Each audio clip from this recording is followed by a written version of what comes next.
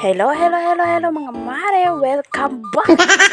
Panibagong araw, panibagong video na naman. At dahil totally hinog na talaga yung aming rambutan, kaya pinaakyat ko na sa asawa ko para kunin na lahat. Dahil ito na po lahat yung mga nakuha niya. Kaya naman samahan niyo akong mag-repack ng mga rambutan. I-repack natin to para ibenta. Para kahit paano makabayad tayo sa utang natin. Baka kasi pag hindi tayo nakabayad, ipabarangay tayo. Huy, walang ganun. Di ka na sumana mamasa, idug kanya ba?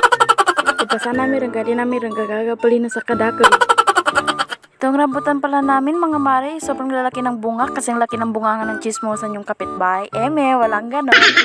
Pang-apat pa lang pala naming harvest to mga mare since tumubo to sa tabing bahay namin. Di ko rin alam kung anong variety ng rambutan to, basta rambutan. Sobrang tamis ng rambutan na to mga mare, gaya ng pangako niya sa'yo na napako lang. Chari! Swerte din namin sa rambutan na to mga mare dahil super duper dami niyang mamunga. May time pa nga mga mare na naputol na yung sanga niya dahil sa sobrang dami ng bunga niya. Di na siguro niya kinaya. Malalaki rin kasi yung bunga niya mga mare. Kayo ba mare, matanong ko, mahilig din ba kayo kumain ng rambutan? Ako kasi hindi din ako masyadong malakas kumain ng rambutan. Kumbaga tikim-tikim lang. Huy, baka ibang tikim na yung nasa isip nyo mga mare ha? Kami ko namang sinasabi mga mare kung saan sana naman napapadpad tong voice over na to. Problema ko sumana daw kanya bandagangan.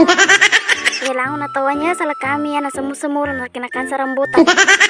Bali mga mare, sa isang supot pala na yan, 30 pesos kong binibenta. Tignan nyo naman mga mare kung gaano kapula yung rambutan ng kunmari nyo. Bali ito na pala lahat yung naisupot ko. 17 pieces lang. Di ko na inubos lahat para kahit papano may makain kami. So hanggang dito na lang. Bye bye!